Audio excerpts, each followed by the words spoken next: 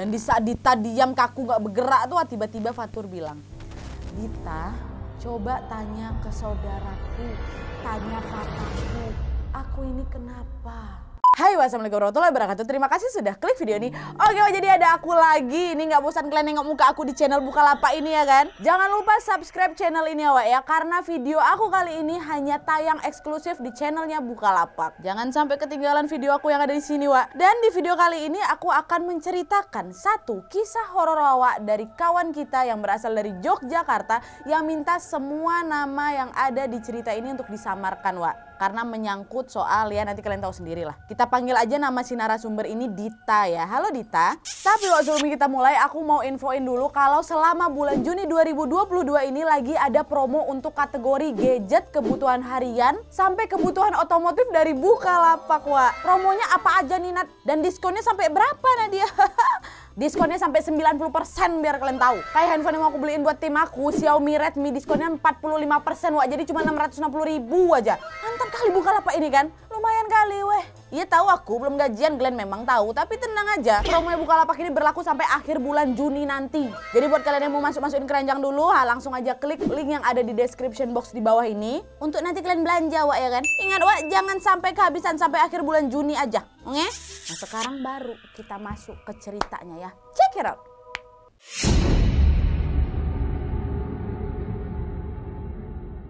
Oke, jadi kisah yang akan diceritakan oleh Dita ini dia alami pada tahun 2016 lalu, Wak. Dan menurut pengakuan Dita ini memang udah peka gitulah sama hal-hal mistis dari pas dia kelas 3 SD. Cerita dikit ya, pertama kali Dita ini lihat makhluk tak kasat mata itu waktu si Dita ini masuk ke dalam gudang sekolah SD-nya buat ngambil tongkat baseball. Nah, waktu itu Dita ngelihat ada anak kecil sekitar umur 3-4 tahun gitulah terikat di kursi gudang itu. Wajahnya imut kali Nat, lucu, gemes, rambutnya pirang, matanya biru. Tapi jidatnya berdarah katanya. Ditajak lah ngobrol si anak itu kan, dia cuma diam aja. Nah terus Dita saking polosnya dia lepas lah itu ikatannya si anak itu kan. Ya karena kan Dita pikir ini anak yang butuh pertolongan karena dia kan diikat kan. Dilepas sama Dita. Waktu udah lepas lari anak itu nembus tembok sambil ketawa cekikikan. Dita nengok itu shock, pingsan dia. Gak lama setelah itu Dita pun sadar dan ternyata dia udah ditolong sama penjaga sekolah yang namanya Kong Ahmad. Nah semenjak itulah Wak, kalau Dita ini lewat ke tempat-tempat yang ada penunggunya, Dita selalu melihat kepulan asap tebal yang diikuti dengan bau aneh lalu perlahan-lahan sebuah sosok akan muncul. Nah inilah ya awal Dita ini peka sama hantu. Ini nanti ada hubungannya sama kejadian sekarang Wak. Kalian ingat yang barusan tadi itu ya. Nah sekarang baru nih kita masuk ke inti ceritanya Dita yang mau dia bagikan kepada kita semua.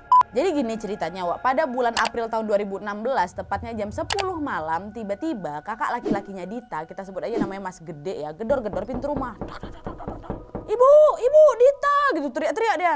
Dita sama ibunya yang langsung bangun pun langsung nyamperin Mas Gede ini. Nah waktu itu ibu Dita langsung nanya, ngapa tole? Ini udah waktunya orang tidur loh, kok malah teriak-teriak, kamu ganggu tetangga. Sambil ngos-ngosan Mas Gede jawab kan, anu Bu, Patur Bu. Iya kenapa Patur? Patur meninggal Bu. Meninggal kenapa? Tadi dia tabrakan Bu. Nah mendengar perkataan Mas Gede jelas ibunya Mas Gede kaget ya kan. Karena awalnya ibu Dita tuh ngira Fatur ini jatuh pas lagi sama Mas Gede. Karena Mas Gede yang kasih tahu duluan kan. Pas pula kebetulan karena memang Fatur ini sering kali ikut balapan liar sama Mas Gede Wak. Tapi setelah itu ibu Dita pun langsung menarik nafas.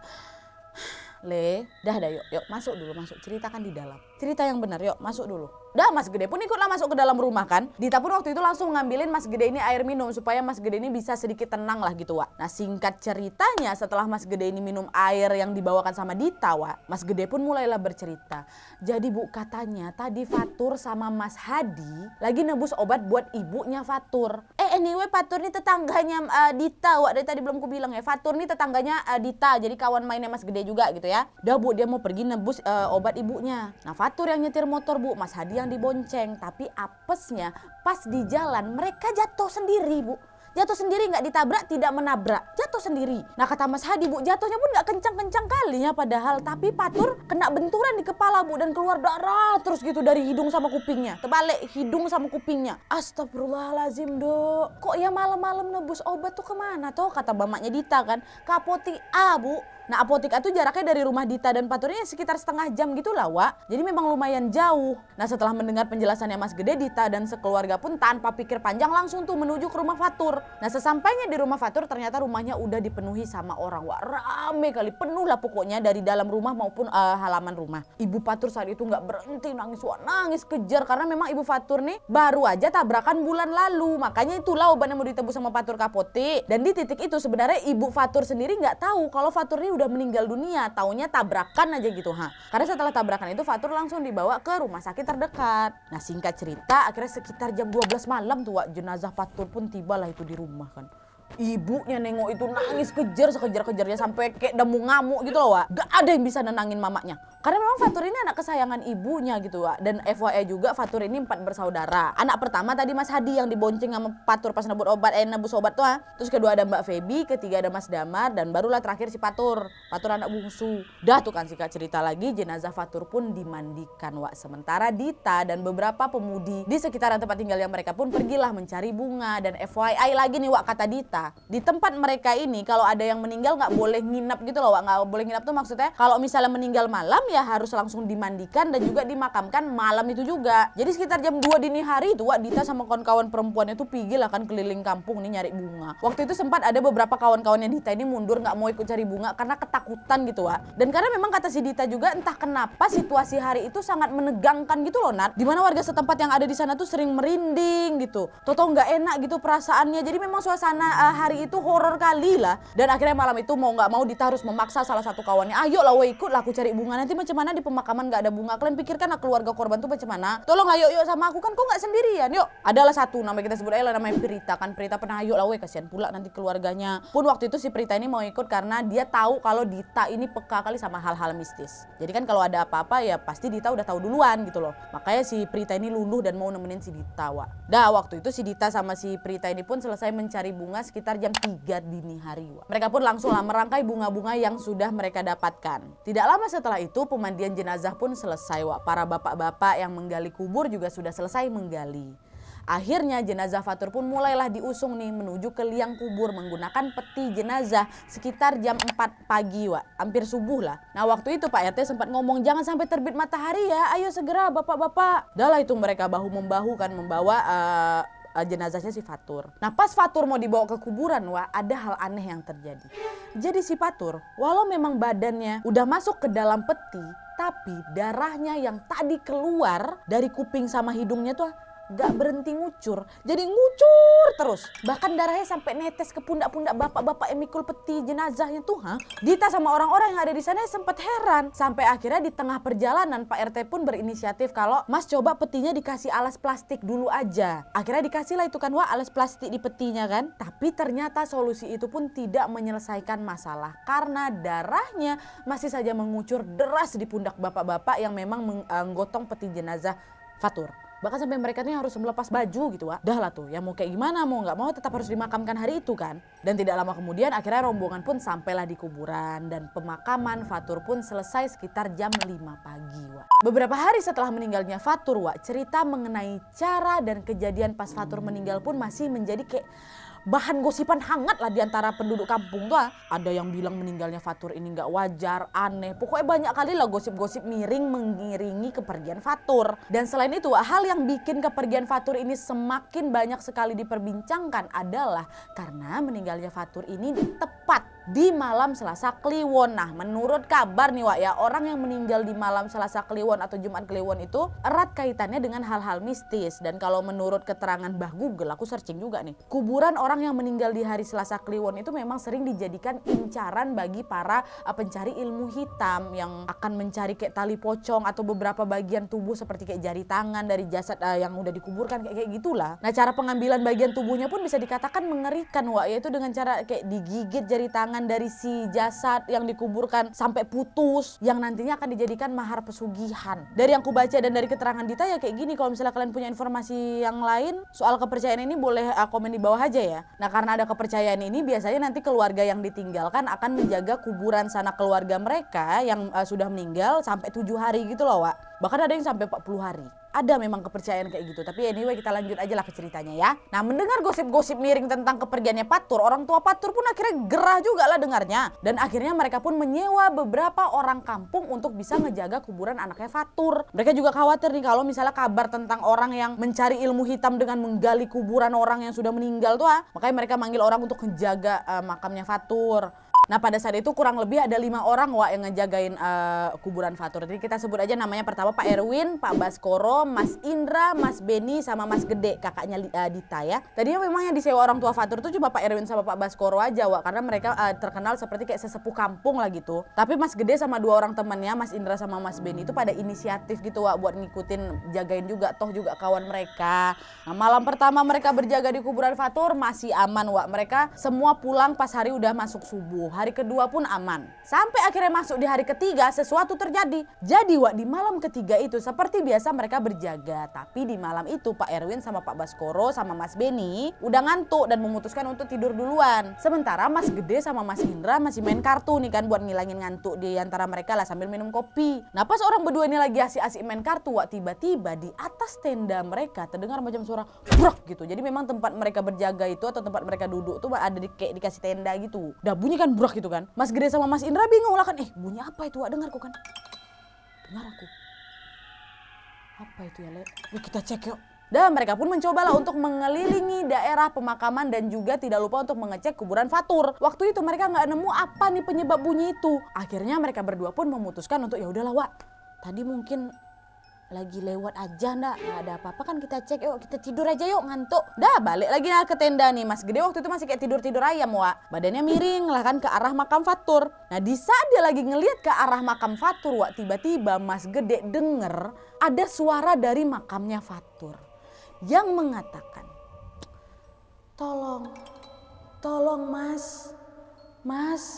Mas Gede tolong, Mas Indra tolong. Aduh merinding. Tapi suara minta tolong tuh agak saru karena sahut menyahut dengan suara ngorok kawan-kawannya Mas Gede ini. Jadi suara minta tolongnya ini agak sedikit nggak jelas lah gitu kata Mas Gede. Nah kadang nggak mau mikir yang aneh-aneh kan Mas Gede pun nyobalah buat tidur. Tapi sekarang posisinya Mas Gede ini ngebelakangi makamnya Fatur takut nengok ke sana lagi kan. Nah pas udah pindah posisi ini tiba-tiba Mas Gede denger lagi nih ada suara orang minta tolong dari makam Fatur. Mas Gede, tolong Mas. Dan kali ini suaranya semakin jelas kata Mas Gede yang bikin langsung dia panik kali. Dan Mas Gede pun gak berani nih untuk bangunin yang lain. Yang ada dia langsung lari tuh pulang sekitar jam 3 dini hari. Dah ada gangguan tuh kan di hari ketiga. Singkat cerita paginya kebesokan harinya di sekolah Mas Gede ini ketemulah sama Mas Indra. Mereka masih sekolah memang masih kelas 3 SMA waktu kejadian. Mas Gede langsung lah kan ceritain apa yang dia alami malam tadi ke Mas Indra. Tadi malam aku denger ada orang minta tolong Mas Gede, Mas Indra nama kau disebutin sama dia. Dan yang bikin Mas Gede kaget ternyata Mas Indra juga dengar suara minta tolong.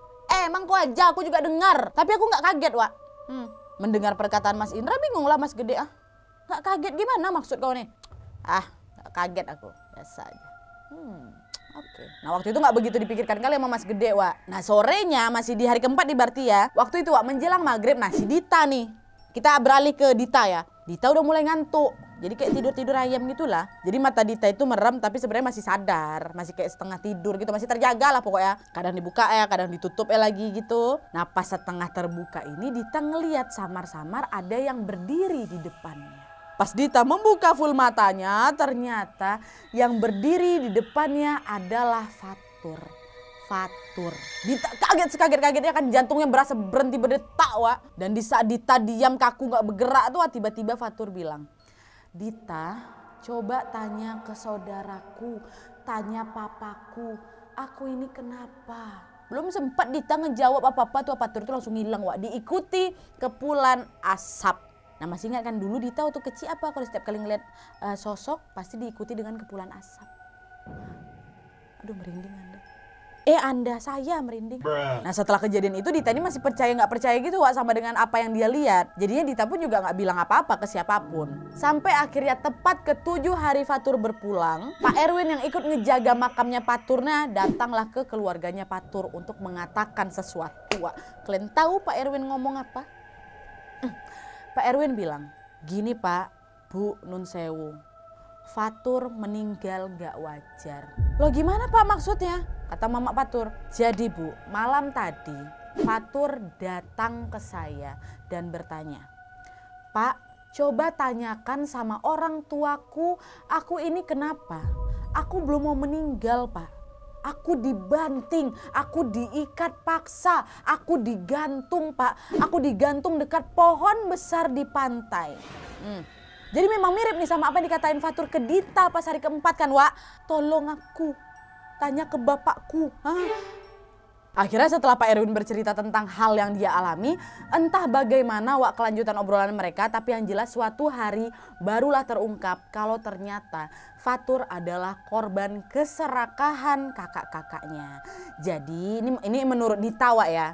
Jadi kakaknya yang pertama tadi itu loh, Mas Hadi, telah mengorbankan Fatur sebagai tumbal pesugihan. Wa nauzubillah min dzalik, ya Allah. Bisa-bisanya gitu loh adik sendiri jadikan korban, ya Allah. Tapi balik lagi, Wak, ini ceritanya Dita ya. Kalaupun memang benar terjadi ya balasan setimpal dari Allah nyata adanya, boy, ya. Dan Dita juga menambahkan, Wak, belum lama Fatur meninggalnya, Mas Hadi langsung beli rumah, langsung beli mobil. Kakak keduanya, kita sebutnya Mbak Feby, langsung bangun toko besar kali. Padahal kalau misalnya dilihat dari kemampuan ekonomi mereka, Wak, bisa dibilang mereka ini berasal dari keluarga menengah ke bawah, kata Dita. Jadi memang waktu itu makin banyak lah orang yang cukup heran, kok bisa Mas Hadi sama Mas Feby ini tiba-tiba punya rumah, punya mobil, punya toko besar pula. Dan usut punya usut, ternyata pada suatu hari salah satu tetangga Dita, kita sebutnya namanya Kang Abdi ya. Kang Abdi ini lagi pergi mencari rumput gitu buat makan sapinya di dekat area Pantai X. Dan saat itu Kang Abdi berkata, saya sempat melihat Mas Hadi di Pantai X itu berdiri di dekat pohon besar sedang meletakkan sesuatu. Tapi Mas Abdi nggak tahu apa yang ditaruh sama Mas Hadi di situ, Wak. Dan nggak mau cari tahu juga pada saat itu. Nah, entah ini ada sangkut pautnya dengan kepergian Fatur atau memang petunjuk Fatur yang mengatakan kalau aku terikat di pohon besar dekat pantai itu benar atau tidak, ya wallahualam lah, Wak ya.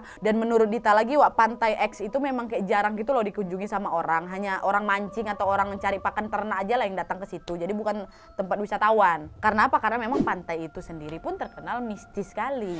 Gak sedikit pula loh kasus pemancing asing jatuh terperosok ke jurang dan juga jasad yang gak pernah ditemukan, kata Dita di sana. Tapi terlepas benar atau tidaknya, semua balik lagi ke kepercayaan kalian masing-masing, Wak ya. Oke, Wak, jadi itu tadi kisah dari Dita. Kasian kali Fatur nih kalau memang betul dia jadi korban keserakahan kakak-kakaknya. Entah di mana hati kakak-kakak itu pada saat mereka ini memutuskan untuk mengganti nyawa adiknya dengan materi duniawi. Kalau memang betul nih, Wak ya, percayalah balasan Allah Subhanahu wa taala itu lebih setimpal. Tunggu aja ya. Dan yang bisa kita lakukan saat ini adalah ayo kita doakan Fatur, semoga Fatur bisa tenang di sisi Allah Subhanahu wa taala. Dan jangan sampai kalian yang nonton ini ada pikiran mau ikut-ikutan pesugihan, Wak ya. Baik-baik aja lah hidup kalian tuh, lempeng-lempeng aja, usahakan bisa bermanfaat bagi banyak orang. Ya, dan aku juga pengen dengar nih pendapat kalian soal cerita ini. Tulis semua pendapat kalian di kolom komentar di bawah, oke? So, sampai sini dulu videonya. Terima kasih banyak yang sudah menonton. Jangan lupa like dan share video ini. Dan jangan lupa untuk klik tombol subscribe YouTube channelnya Bukalapak. Dan nyalakan juga loncengnya atau notifikasinya supaya kalian gak ketinggalan video-video baru menarik dari Bukalapak. See you next video, bye! Buka aja Bukalapak.